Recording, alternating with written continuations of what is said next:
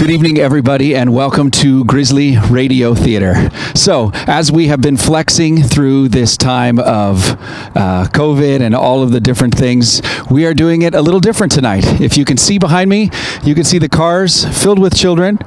They are all untouched, and they are all sitting in their own vehicles like a drive-in movie, except instead of a movie, they will be performing our Christmas show tonight for you from their cars, completely distanced, and we are just excited to share the show with you tonight. There will probably be a few little tweaks and blunders because this is the first time we've done it in this way. So be gracious with us and be patient. But we are so excited that you've decided to join us. This is our 4th episode of Grizzly Radio Theater, and we are presenting classic radio plays in this new format. The other thing that will be different tonight is you will not see all of the actors because we couldn't be able to see them and have cameras at the same time. You will be able to see our special guest narrator, and that is very exciting. But you will be able to see some wonderful slides provided by Mrs. Elliott and Mr. Tani, who created some slides of all of the actors and some bios and all that. So you'll get to see who is acting out all of the roles tonight. So, enough of me talking. Just give us a sec and we are ready to start. So we invite you, snuggle up. It's a cold night, but it's a great night for a Christmas carol. So sit back, relax, and enjoy.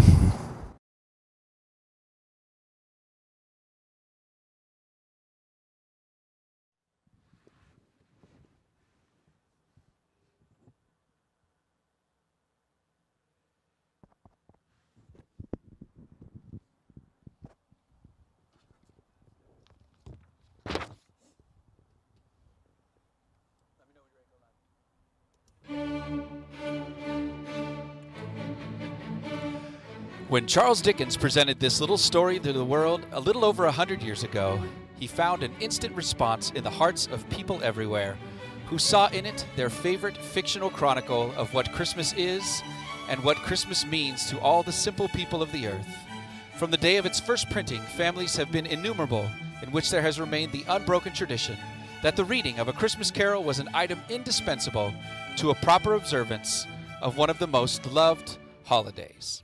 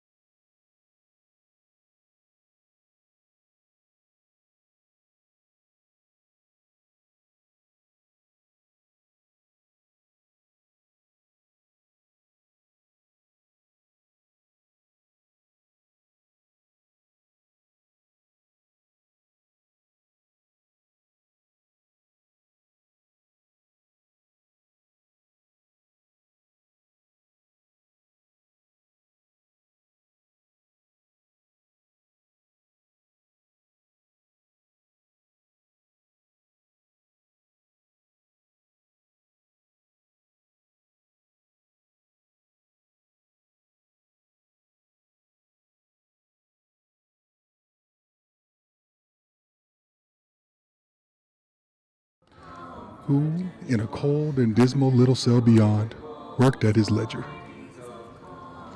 Not 21, 22, nothing you dismay. 23, 26, 29, 9 carry 2, soul from war and sin.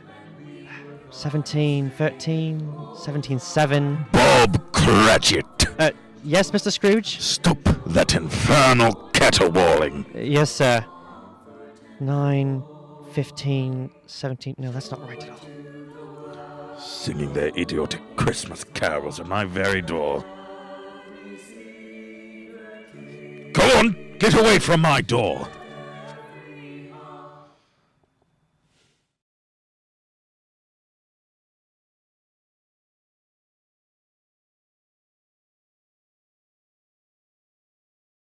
Yes, and I don't want old customs.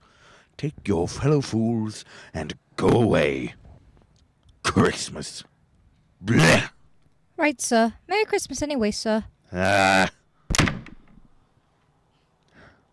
Now, you get that letter from Cratchit. Then I want you to finish posting this ledger. And after that, you can pop over to Parthagill's and tell Ephraim Parthagill you've come after the 17 shillings and 6 pence he's owed me since Michaelmas. And tell him I shall have a constable over there if he doesn't pay up at once. Mr. Parthagill's wife has been ill, sir. Oh, what do I care about his wife? I want my 17 and 6. I just thought, it being Christmas, sir, that you might... Christmas! Christmas!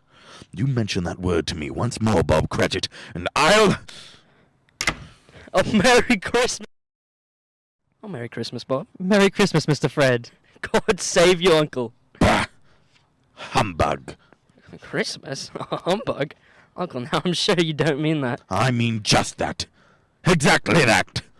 Merry Christmas. What right have you to be merry? What reason have you? Oh, poor enough. Well, what right do you have to be dismal about Christmas, Uncle? You're rich enough. Bah! Now, Uncle, don't be cross. Well, what else can I be when I live in such a world of fools? What's Christmas to you but a time for paying bills without money? Merry Christmas. A time for finding yourself a year older and not an hour richer. If I could work my will, every idiot who goes about with Merry Christmas on his lips be boiled with his own pudding and buried with a stake of holly through his heart. He should. Uncle? Now, nephew, keep Christmas in your own way and let me keep it in mine. Keep it? But you don't keep it, Uncle. Well, let me leave it alone, then. What do you want? A Christmas gift, I've no doubt. I've came to wish you a Merry Christmas, Uncle. A Merry Christmas? Much good may Christmas do you. Much good it ever has done you. Well, there are many things from which I derive good by which I have never profited materially, I dare say, Uncle. Christmas among the rest. I've always thought of Christmas as a good time, a kind, forgiving, charitable, and pleasant time, and therefore, Uncle, there has never put a scrap of gold or silver in my pocket. I believe it has done me good. It will do me good. No, I say God bless it. God bless Christmas. Hurrah! Let me hear another sound out of you there, Bob Cratchit, and you'll keep your Christmas by losing your situation. As to you, nephew, I wonder you don't go into Parliament. You talk enough nonsense. Oh, Uncle, don't be angry. I want nothing from you. I ask nothing of you. Why can't we be friends? Good afternoon. Well, I'm sorry you feel that way. Well, I tried. A Merry Christmas to you, Uncle. Good afternoon. And a Happy New Year, too. Bah! Humbug! Oh, and a Merry Christmas to you, Bob. And the missus. And to Tiny Tim. Oh, thank you, Mr. Fred. Same to you, sir. Good day, sir. Good day, Bob. Nonsense. Twaddle. Flummery. Talking of Christmas, and not 2 6 pences to jingle together in his trousers pocket. Hey, you there, Bob Cratchit! Come here! What are you doing there? I'm only putting a bit more coal on the fire, Mr. Scrooge, seeing it's so cold in there, sir. You put that coal back into the scuttle. A fire! A fire indeed. I can tell you, if you use coal at that rate, you and I will soon be parting company, Bob Cratchit. You understand that? There's many a young fellow'd like your situation, you know. I'm sorry, sir. My fingers are getting a little stiff with the cold. Then put on your mittens. There's someone at the door. Go on, see who it is. Yes, sir. Good afternoon, sir. Good afternoon. This is the firm of Scrooge.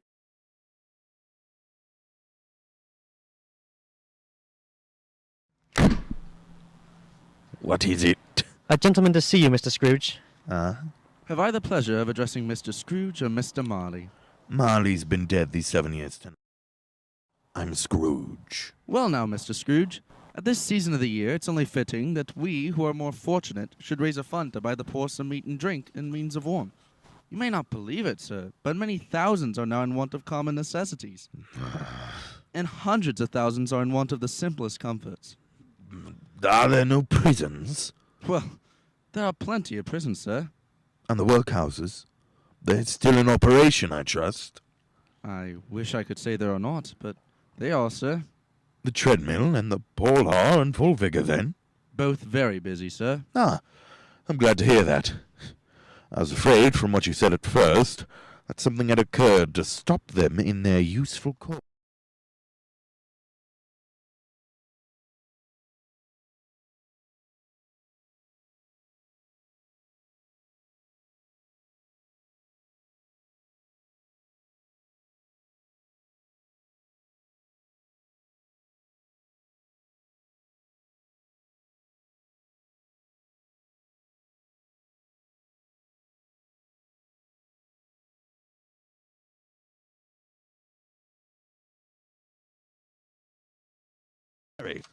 I help to support the establishments that take care of the poor.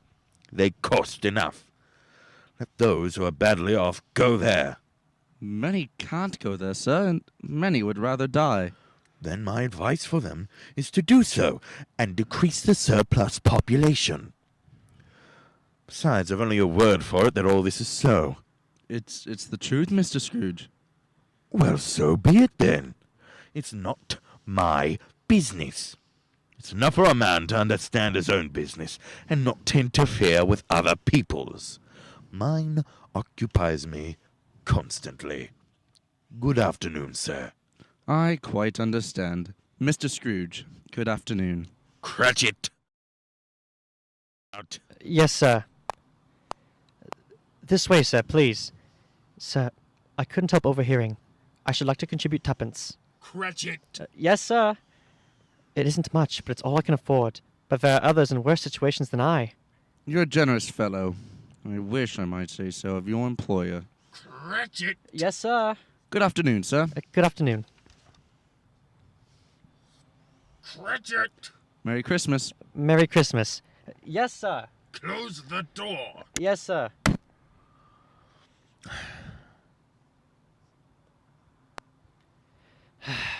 $24, $31, $1, carry free. A new scarlet tippet for Tiny Tim. A comb from off 33, free and carry free. A hair ribbon for Belinda. 4, 7, 12, 15. Cratchit! Yes, sir. Yes, sir. It's too late to have you go to Parthagill's.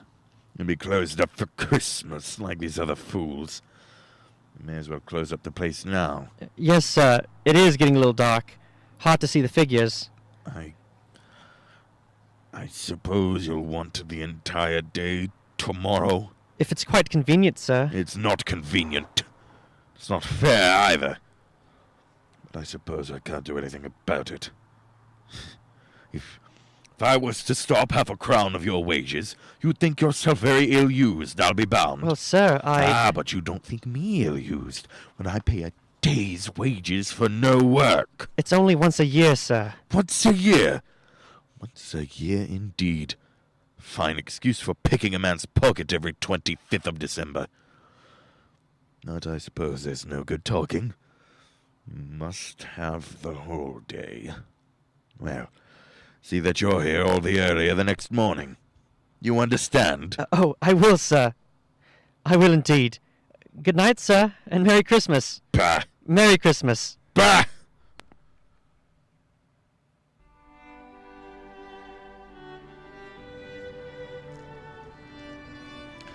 The office was closed in a twinkling, and Bob Cratchit, with the long ends of his white comforter dangling below his waist, for he boasted no great coat, went down the slide on Cornhill 20 times in honor of its being Christmas Eve, and then he ran home to Camden Town as hard as he could pelt to play with his family at Blindman's Buff.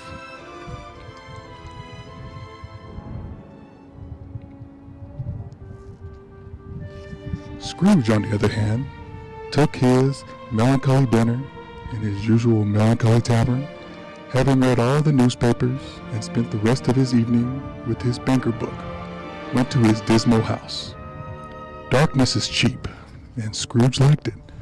The yard was so dark that even Scrooge, who knew every stone, had to grope with his hands through the fog and the frost to find the door.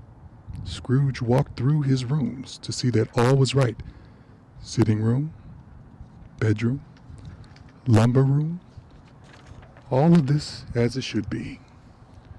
Nobody under the table, nobody under the sofa, nobody under the bed, nobody in the closet.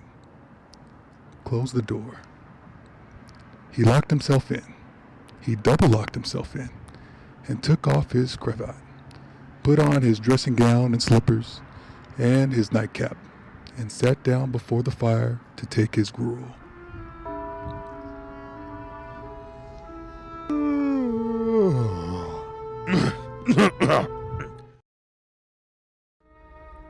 Marley? Marley! I could have sworn I saw old... Humbug! Marley's been dead these 7 years. Humbug. All humbug. What I need is a good night's... What? What's that? Someone's in the wine cellar. But the door's locked and double locked. Something is coming. Something is coming closer. Outside my door. Bah!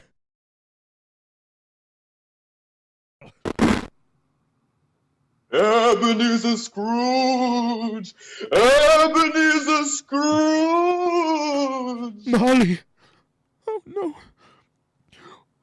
What do you want with me? I want much of you, Ebenezer. Who are you? Ask me who I was! Oh, you're very particular for a ghost. All right then. Who were ya? In life, I was your partner.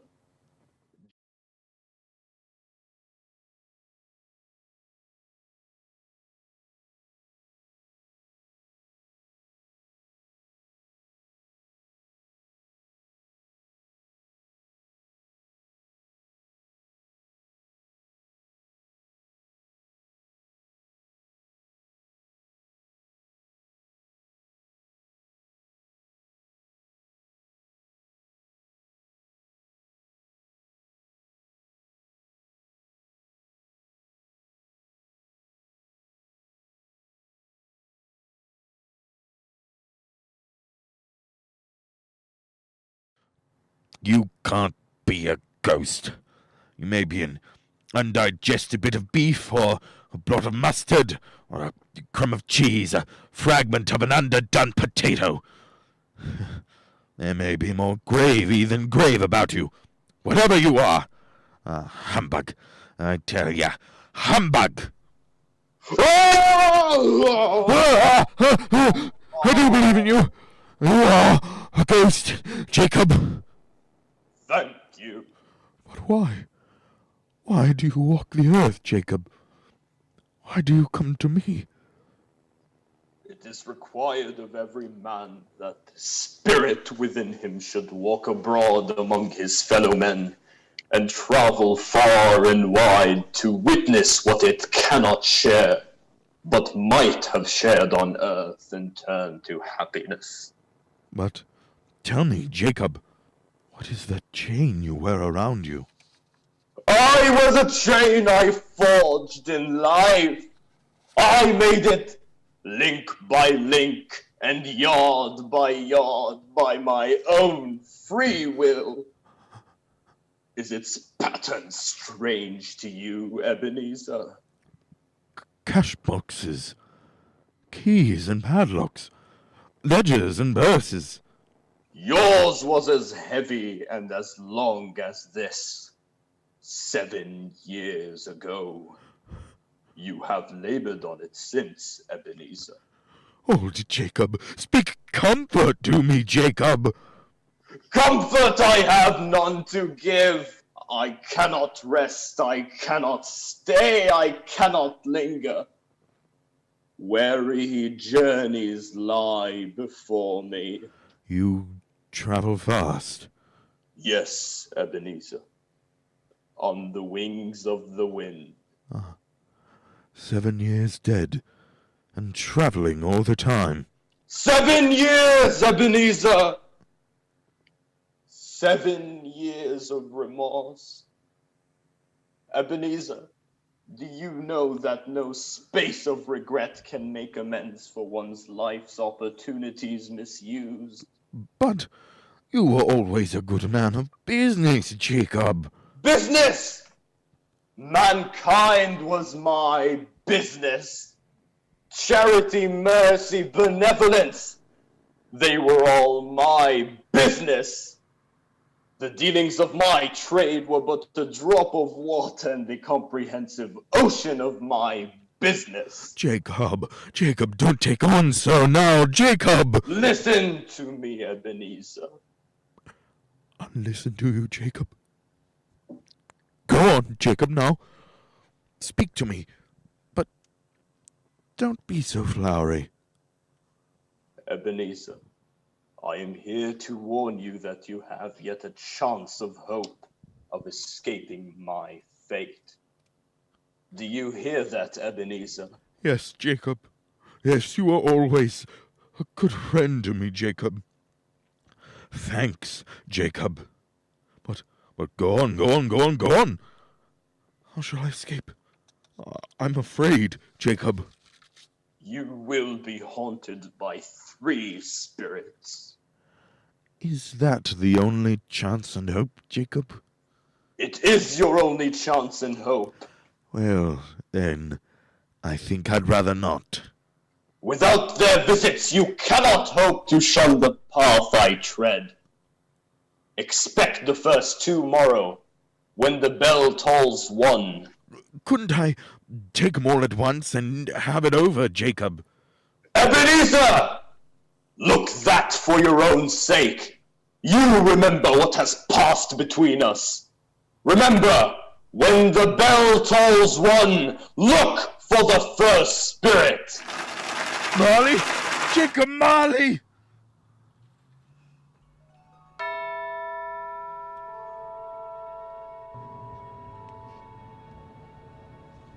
Scrooge awoke. He was lying on his bed, fully dressed. Suddenly, the curtains of his bed were drawn aside, and Scrooge found himself face to face with the unearthly visitor who drew them, as close to it as I am to you now, and I am standing in the spirit at your elbow. It was a strange figure, like a child, yet not so like a child, as like an old man. Its hair, which hung about its neck and down its back, was white as if with age, and yet the face had not a wrinkle in it, and the tenderness blossom was on the skin. The arms were long and muscular, the hands the same as if its hold were uncommon strength. Ebenezer Scrooge. Who's that? Ebenezer Scrooge, I have come for you. You? Are you the spirit whose coming was foretold me? I am that spirit. What are you? I am the ghost of Christmas past. Long past? No, your past. But what do you want of me? What brings you here to haunt me? Your welfare, Ebenezer Scrooge. Rise and walk with me. No, not out of the window. I can't do that. I'll fall down. I'm not a spirit. I'm mortal, and I'll fall. Bear but a touch of my hand upon your heart, and you shall be upheld in more than this. Come, follow me.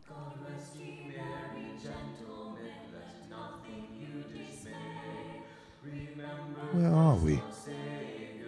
What's become of the city? There. Snow upon the ground. Where are we? These are the shadows of the things that have been. You recognize this countryside? I know every inch of it. Every rock. Every tree. And that bleak building over there? Oh, that building. I was a boy there. Yes, I went to school in that horrible place. Do you recollect that part? I could walk it blindfold. Strange you should have forgotten it so many years. Come, let us go closer. Look through the window into that cold, barren room. What do you see, Ebenezer Scrooge? I see a boy. A solitary child, neglected by his family. Alone. Yes, I see. I know that boy. Oh, I was so lonely. Poor boy. Your lip is trembling, Scrooge. And what is that on your cheek? It's nothing. Nothing at all. I wish I... It's too late now.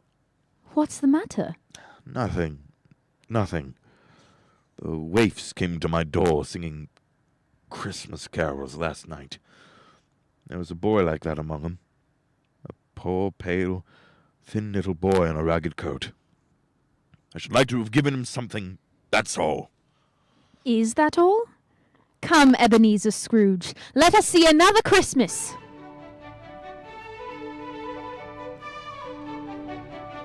Do you know this place, Ebenezer Scrooge? Know it. This is the counting house where I was apprenticed. It's my old master. Bless his heart. Old Fezziwig. My master. Alive again. And hosts Christmas parties. Pick your part. To him. Corkscrew, thread the needle. Back to your places. And there's Dick Wilkins. Poor Dick. Oh, dear. Yes, and look. There's Mrs. Fezziwig herself. And any of them. And the tables all loaded with roasts and cider, mince pie and beer. Oh, what a jolly time we used to have. That carefree young man with the light heart and the cheerful smile. Do you recognize him? Oh, yes. Merciful heaven. How happy I was then.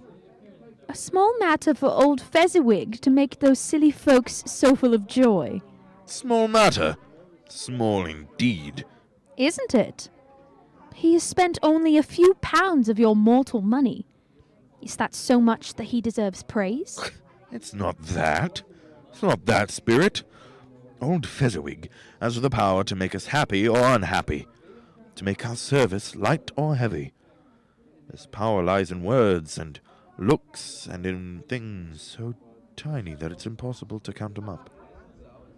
The happiness he gives us is quite as great as if it cost, What is the matter? Nothing. Nothing at all, Spirit. Something, I think. No. Speak. No. Only... It's just that I should like to be able to say a word or two to my clerk, Bob Cratchit. That's all.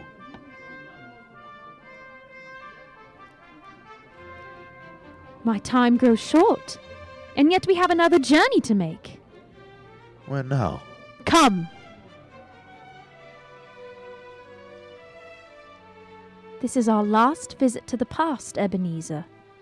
Here, in this little room, with a fair young girl by your side. Do you recognize yourself, Ebenezer? No. Spare me this! You're older now, a man in the prime of your life. Your face has begun to wear the signs of care and avarice. Your eyes are greedy, the eager, restless eyes of a miser. No, please! She knows it too, that girl by your side. There are tears in her eyes.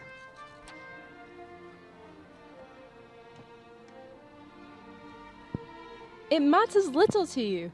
Very little, I know that. Belle, When we were engaged, we were both poor. was it better then? Better to be poor? Better at least to be happy. You're changed. You were another man then. I was a boy. You blame me because I've grown wiser. Have I ever tried to break our engagement? In words? No, never. In what then? In a changed nature, in an altered spirit, in everything that made my love of any value in your sight. So, I release you from your promise. Belle! Oh, at first, it may cause you a pain to lose me, a very brief pain, but soon it will be dim, like a half-remembered dream, an unprofitable dream, and you will be glad to be.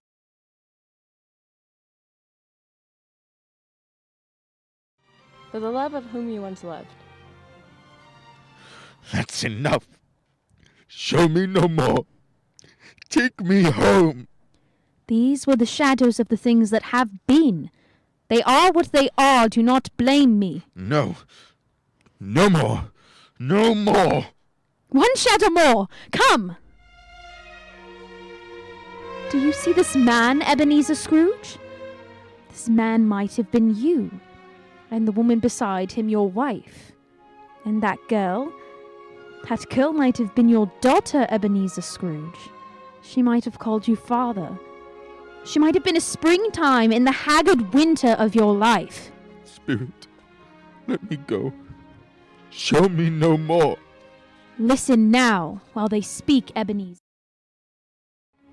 Belle, I saw an old friend of yours today. Who was it? Guess. How can I? It's, oh, I know, Mr. Scrooge. Mr. Scrooge it was. I passed his office window. It wasn't shuttered, and there was a candle inside, so I couldn't help seeing him. His partner Marley lies at the point of death, I hear. And there Mr. Scrooge sat, all alone. Quite alone in the world, I do believe. Spirit, I can't bear any more. Leave me. Haunt me no more. Take me back. Take me back.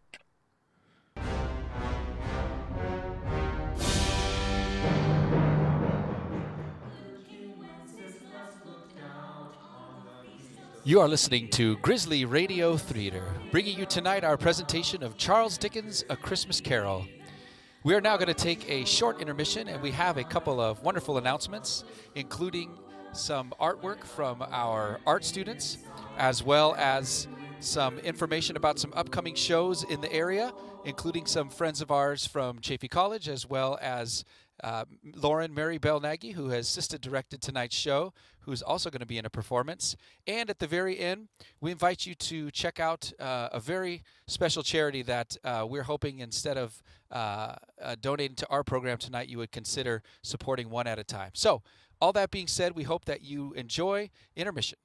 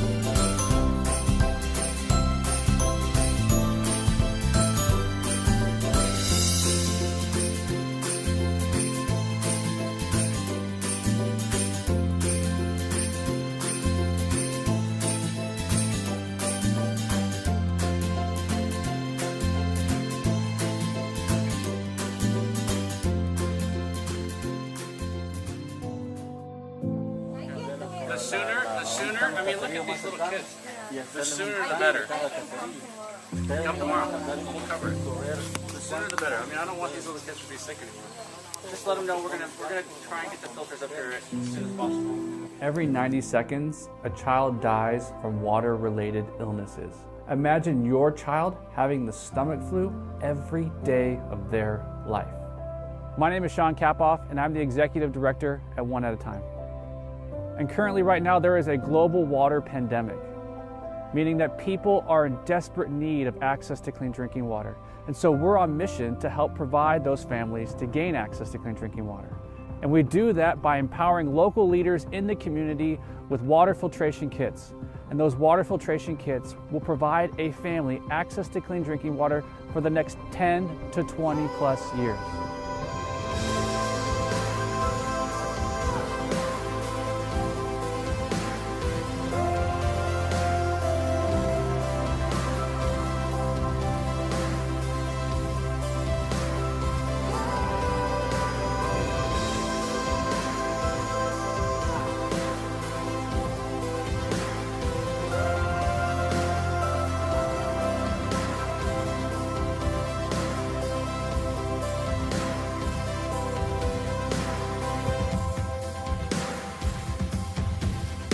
There's an incredible need, and we have a solution, and we want you to be a part of it. We all can make a difference, one at a time.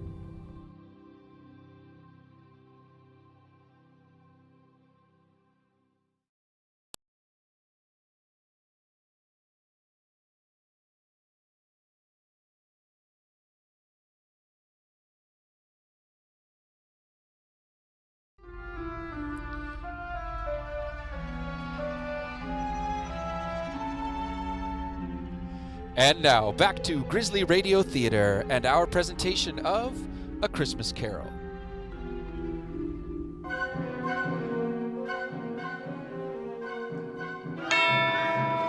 Stroke of one, Scrooge awakened suddenly and sat bolt upright in his own bed. He remembered the words of Marley's ghost and wondered from which direction the second spectre would appear.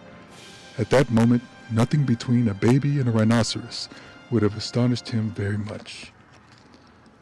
Now being prepared for almost anything, he was not by any means prepared for nothing, and consequently, when no shape appeared, he was taken with a violent fit of trembling. 5 minutes, 10 minutes, a quarter of an hour went by, yet nothing came. Then, as he sat in his bed, he became aware gradually of a great blaze of ruddy light, which seemed to shine upon him from the adjoining room. He got up and softly shuffled in his slippers and to the door. It was his own sitting room, no doubt about that. But it had undergone a surprising transformation. The walls and ceiling were so hung with living green that it looked a perfect grove, from every part of which bright gleaming berries glistened, and such a mighty blaze went roaring up the chimney as had never been known in Scrooge's time, or for many, many a winter season ago. Heaped up on the floor to form a kind of throne were turkeys, geese, game, poultry, great joints of meat, sucking pigs, long wreaths of sausages, mince pies, plum puddings, barrels of oysters, red-hot chestnuts, and seething bowls of punch that made the chamber dim with their delicious steam. In easy state upon his couch, there sat a jolly giant, glorious to see, who bore a glowing torch, in shape not unlike Plenty's horn, and held it up, high up, to shed its light on Scrooge, as he came peeping around the door. Come in, Ebenezer Scrooge, and know me better, man. Ghost of Christmas present, look upon me. You've never seen the like of me before. You're different from the other spirit. You're tall, almost a giant. And that great torch you carry. Its light pours into the homes of rich and poor alike. Spirit, take me where you will. Last time I went against my will and learned a lesson which is working now. If you have anything to teach me, let me profit by it. Touch my robe, Ebenezer Scrooge. Touch my robe.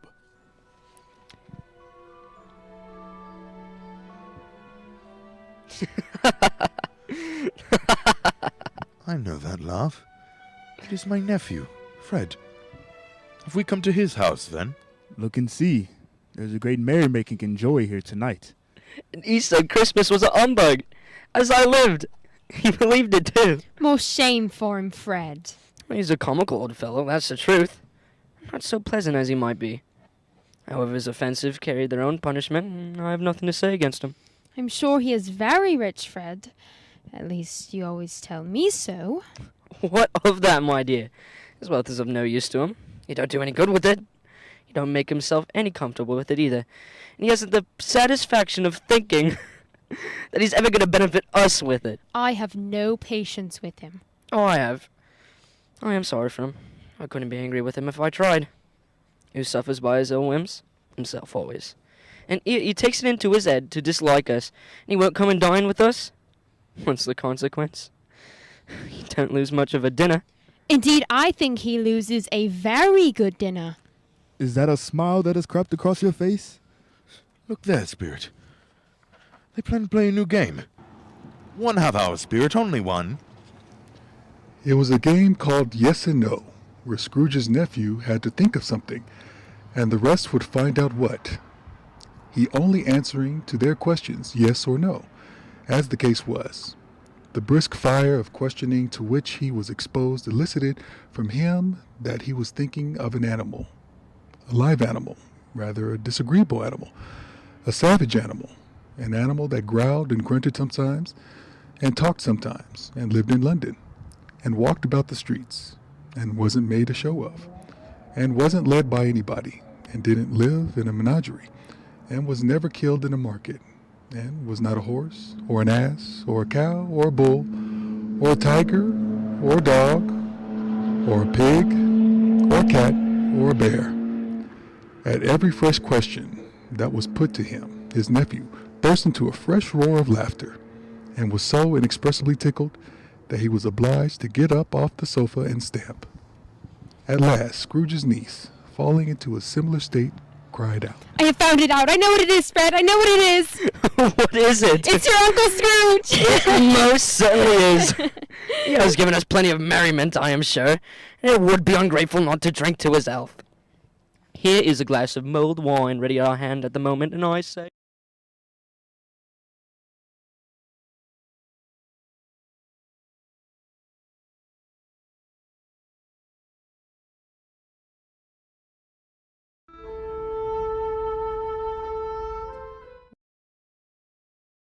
Dwelling and a humble street.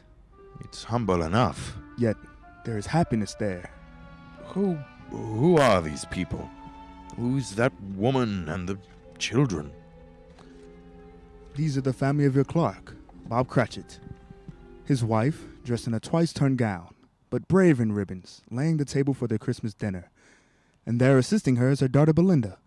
And the young man with the fork and the stuffing? That's Master Peter Cratchit.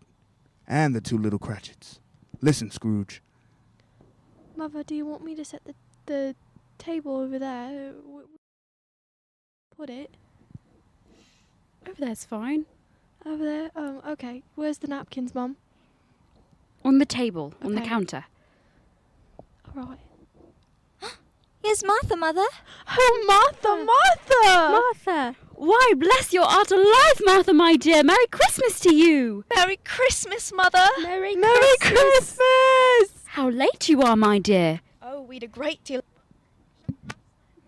We're away this morning.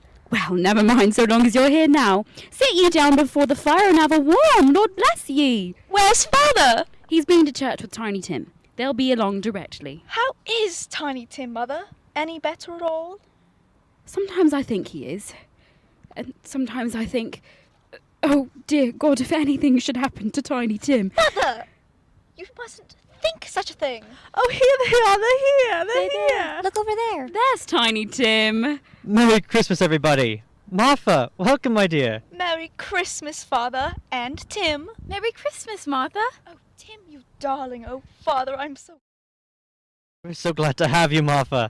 And how did little Tiny Tim behave in church, Bob? Oh, as good as gold and better. I like church, Mother. Oh, they sing the greatest songs. I hope people saw me there. Saw you there? And why, Tim? Well, don't you see? Because I'm lame. And if they saw my crutch, it might be pleasant for them to remember who, on Christmas, it was who made the lame beggars walk and the blind men see. Oh, bless you, my son. Are we ready to eat, Mother? I'm hungry. Come on, let's eat. Yes, children, we're all ready. I call dibs on the stuffing. Come, take your places now. No, I want the gravy. And Bob, wait your turn. There's plenty. Stuffing and dressing and plum pudding for all of you. Martha, you take care of Tiny Tim. Oh, yes, Mother. You see that he eats plenty. He must get tall and well. Now sit down, everyone. Now, my dears, shall we say grace?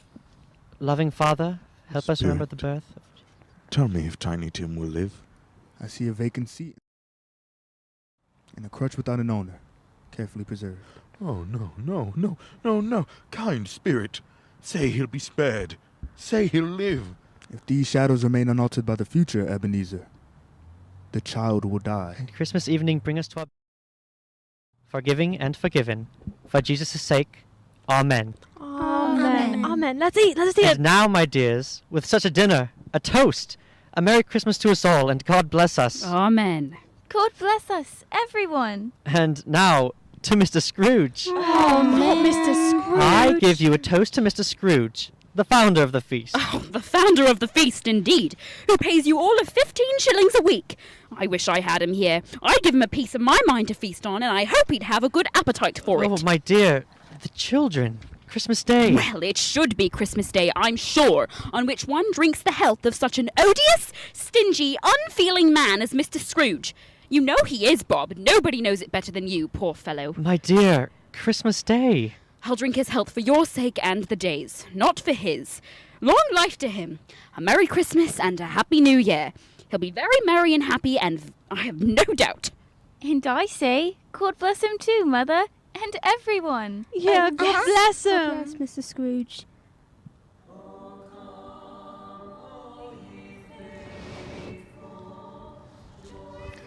There was nothing of high mark in all this. They were not a handsome family, these Cratchits. They were not well dressed. Their shoes were far from being waterproof. Their clothes were scanty and had known very likely the insides of a pawnbroker's. But they were happy, grateful, pleased with one another, and contented with the time.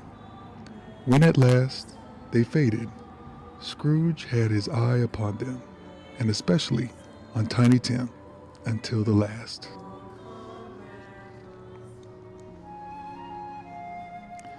Many calls Scrooge made that night with the ghost of Christmas present. Down among the miners they went, who labor in the bowels of the earth, and out to sea among the sailors at their watch. Dark, ghostly figures in their several stations. Much they saw, and far they went, and many places they visited, but always with a happy ending. The spirits stood beside sick beds, and they were cheerful on foreign lands, and they were close at home, by poverty, and it was rich, in almshouse, hospital, and jail, where vain man, in his little brief authority, had not made fast the door, and barred the spirit out. The spirit left his blessing. It was a long night, if it was only a night. And it was strange, too, that while Scrooge remained unaltered in his outward form, the ghost grew older, clearly older. Life upon this globe is very brief, Ebenezer. It ends tonight. Tonight? Tonight at midnight. Hark! The hour has come. Oh, no. Not yet. There are still more things I wish to learn. These you will learn from still another spirit. Still another spirit, Ebenezer.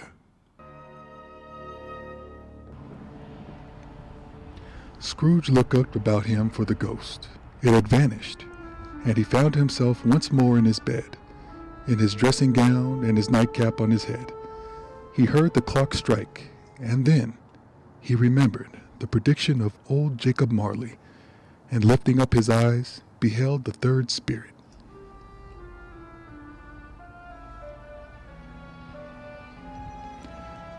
A solemn phantom, shrouded in black, draped and hooded, coming towards him, slowly and silently, like a mist along the ground.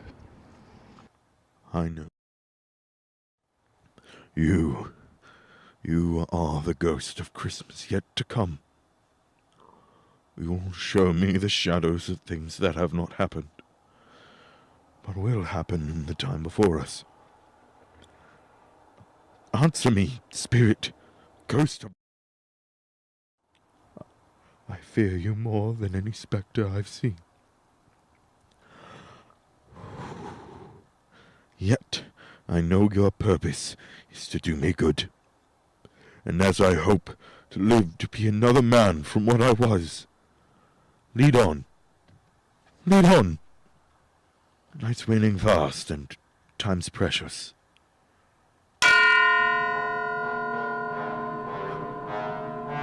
Spirit, why have you brought me here again?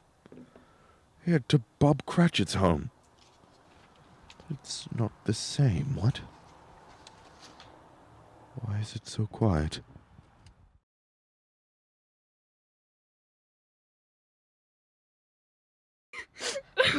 Mother, please. Oh, my son, my little son, Tiny Tim. I loved him so. Oh, Mother dear, you mustn't. It's almost time for Father to be home. Don't let him see you crying. Yes. Yes, Martha. He's late tonight. He walks slower than he used to. And yet I've known him to walk very fast indeed with Tiny Tim on his shoulder. So have I, Mother. But he was light to carry. And his father loved him so that it was no trouble. No trouble. Oh, Bob! My dear. You're late, Bob. Yes, I'm sorry, my dear. I went to the churchyard today. I wish you could have gone with me. It would have done your heart good to see how sweet and green a place it is. But you'll see it often. I promised him. Yes, I promised Tiny Tim we'd walk there on a Sunday. Father dear. It's God's will, Bob. I'm trying to understand it, my dear. My son. My little son, Tiny Tim. And I loved him so. Oh, that's cruel. Cruel. Spirit, can't you give me one ray of hope that I may change?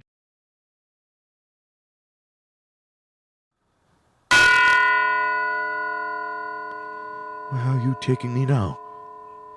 Here, on a common street, Spirit. What is there for me to learn here? Who are those women? What are those things they are carrying? I don't know much about it either way. I only know he's dead. When did he die? Last night, I believe. What odds then? What odds, Mrs. Dilber? Every person has a right to say he always did. That's true indeed. No man more so. No, indeed. We should hope not. Very well then. Who's the worse for the loss of a few things like these? Not a dead man, I suppose.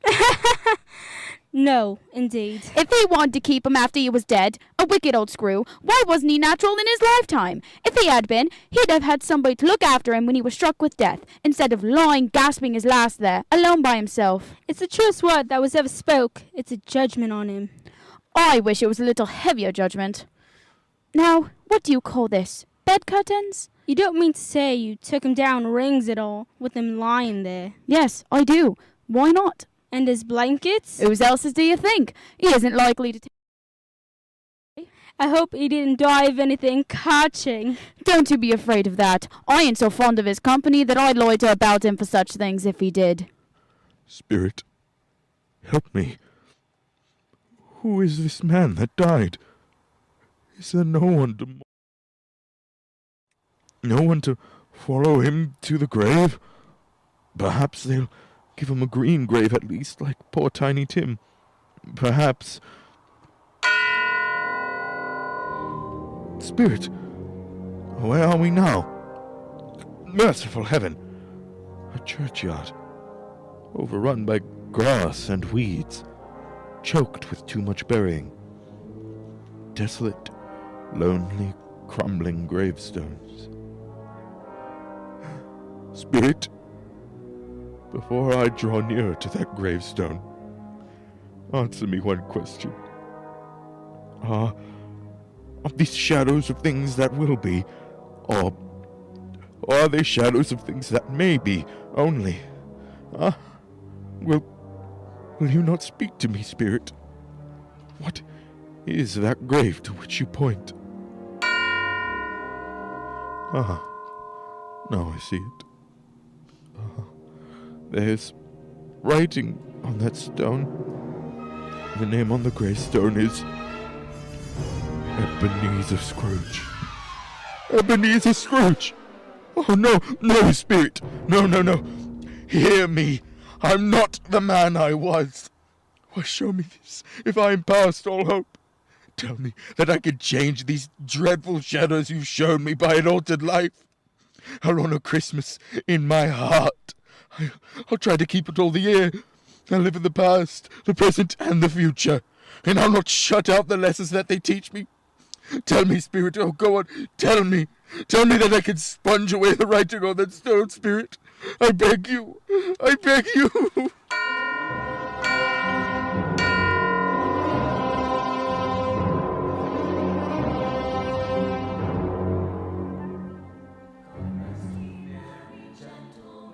Spirit, I promise on my knees.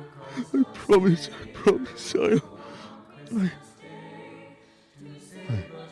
What's this? It's my own drip. Oh, I'm home. In my own bed. In my own room. And the sun's shining. It's clear. It's bright. No fog. What a beautiful day. Oh, glorious. Hey, girl. Yes, sir. What's today? What's that, sir? What day is it, my fine young lass? Today? Why, it's Christmas Day. Christmas Day! And I haven't missed it. The spirits have done it all in one night. All in one night. Heaven be praised. How's that, sir? Listen, my dear. You know where the poulterer is? In the next street? I should say I do. An intelligent young lady. A remarkable girl. Tell me, do you know if they sold the prize turkey that was hanging in the window? The one as big as me? What a delightful girl. It's a pleasure to talk to you. Yes, my young doe. It's hanging there now, sir. That's wonderful. Go down, will you, and tell them to send it on Broad Street. And, mind you, they're not to know who paid for it. Go along. Hurry, young lady. Here, wait a minute. Here's £50 for your trouble. Oh, yes, sir. Yes, sir. And a Merry Christmas, sir. And a Merry Christmas to you, my girl. Oh, I don't know what to do. I'm as light as a feather, as happy as an angel. I'm as merry as a schoolboy.